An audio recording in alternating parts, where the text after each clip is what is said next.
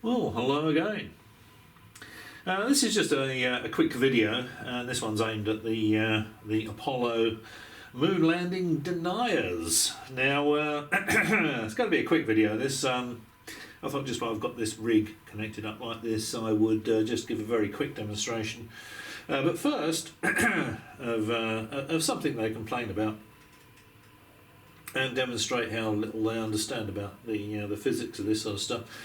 Yeah, first of all, if you come across any of these Apollo deniers and you get a chance to talk to them, they won't talk to me, of course, because they tried that before and they got their backsides kicked, and of course they won't entertain talking to me again, because they know they're going to be made to look pretty bloody stupid pretty bloody quickly. But if you come across them, just a few things that you might mention to them. Number one, they say, oh, you can't communicate with the moon. I asked the guy that was saying this if he'd show us his path loss calculation to support his argument. He didn't even understand the question and showed me some images of undersea communications cables. Now, what you should be asking these people is, if they tell you that you can't communicate with astronauts on the moon, ask them why it's only people like them that are saying that. You know, people that are self-employed dog walkers, you know, run errands for OAPs, chefs. They're not people that know anything whatsoever about communication systems. Ask them why they think not one communication systems professional on the face of the earth from any country, be engineers, technicians, have said that it can't be done. Not one. And ask them why they think that is. Why has not one communication systems professional ever said that you couldn't talk to astronauts on the moon? Okay. Now, the second thing to ask them is, they will say that oh, it was fate. You know, the Russians didn't spill the beans because the Russians were in on it, and they agreed to support the Americans' fabricated moon landing story. So they were cooperating with the Americans. So if one of these people says that to you, just say, well, okay, well, why wasn't there a quid pro quo fake Russian moon landing shortly after? If they were cooperating, so that it would just save their national pride, wouldn't it? If they were just pipped at the post, why wasn't there a fake Russian moon landing within a few days of the American fake moon landing? Just ask them that. Why do they think that's the case?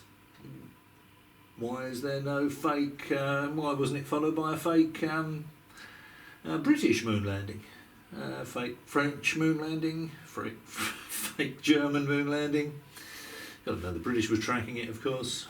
There was quite a few places were actually tracking the mission. The Russians knew that it wasn't faked, of course. You know, so these people that deny the Apollo moon landings, just ask them that. Why? Why, if the Russians were cooperating with the Americans and refused to spill the beans because they knew that the Americans had faked it, why there wasn't a fake Russian moon landing quid pro quo just a few days after? And the Brits, of course, would have to be in on it, so there would have to have been a fake British moon landing, wouldn't there? So, and so it goes on. A fake Japanese moon landing. A fake Bikini Faso moon landing. It's just ridiculous nonsense. It really is. These people that deny the Apollo moon landings are not. They're just not worth. They're not worth even considering. The sort of rubbish they come out with, and the slightest challenge to anything that they say, and it all falls in a heap very quickly. It really does. Okay, so that said. One of their arguments is, and I heard one of them say, Oh, what convinced me was, you know, there's no air on the moon, and I saw this thing hit the lunar module, and it made a thump noise. And you know, there's no air. Supposedly, there's no atmosphere, so you would not hear the thump. And of course, you would, because if I thump, see what's making that this waveform appear on the oscilloscope is my voice is moving the air, it's moving the diaphragm in the microphone, it's creating an electrical signal that is being displayed on the oscilloscope. Now, if you hit the microphone or tap the microphone, you know, like the performers come out, like Norman Collier, he would come out and go, he would come out and tap the microphone like that, you know, he'd tap the microphone. And then he'd do his act where the microphone becomes intermittent. Very funny, actually, Norman Collier. Repetitive, but funny.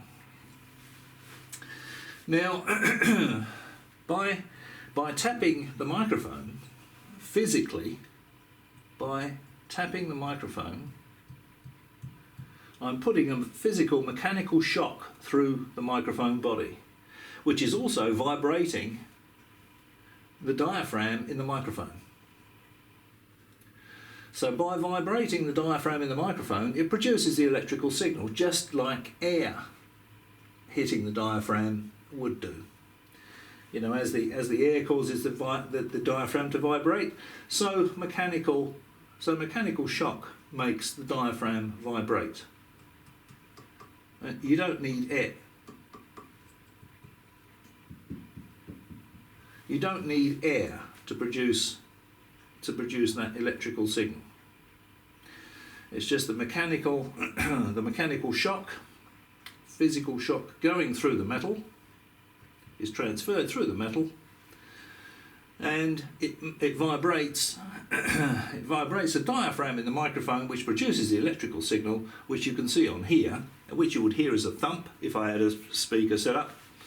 And it would produce a thump on a recording or in a communications, if they were transmitting a signal at the time, that you would hear the thump on the communications. So when you see these people and they're telling you they know nothing about any of this stuff, they have zero understanding of it, and they will tell you, oh yeah, this wouldn't happen, this would happen, this wouldn't happen, you know, or you'd never hear that thump if there was no air. They are completely and utterly wrong. Every argument they make is ridiculous. They have no clue as to how any of it works. They have no idea about the technology, they have no idea about the physics, and they have zero image or analysis ability. From what I've seen, they are completely and utterly clueless. They are so completely and utterly clueless that they don't realise how completely and utterly clueless they look. They're too stupid to know how stupid they look and sound. You know, the Apollo moon landing deniers. They're just a complete and utter waste of time. And I think really all of these guys that are selling these books and putting forward all this complete and utter rubbish about the moon landings being fake should be made to refund all of that money they've made out of selling the books and everything else. Because it's not going to be long before private enterprise gets to the moon, other nations get to the moon, and they'll be verifying all of the Apollo technology is still on the lunar surface, the stuff that was left there. So when that happens, and they're really going to have nowhere to go from that, they should be made to refund all the money they have fleeced out of people by lying to them and telling them that the moon landing was faked, because that's what they're doing. I don't know. You can tell that they know they're lying because of the Freudian slips they make. You know, one of the famous guys, the Apollo moon landing deniers, Marcus Allen, is doing a presentation. He's talking about von Braun, and he said von Braun was a Nazi that got America to the moon. You know, he knows they went to the moon. It's they all do. It's just they're telling you a lot of rubbish for your money, just like the ET is here crowd. Anyway, with that, I'm gonna leave you to it. So if you struggled through the video all the way to this point, as usual, many thanks for watching. And just remember, mechanical shock, so any kind of structure that's got a microphone in it is going to produce a thump, air or not. Maybe I'll catch you again.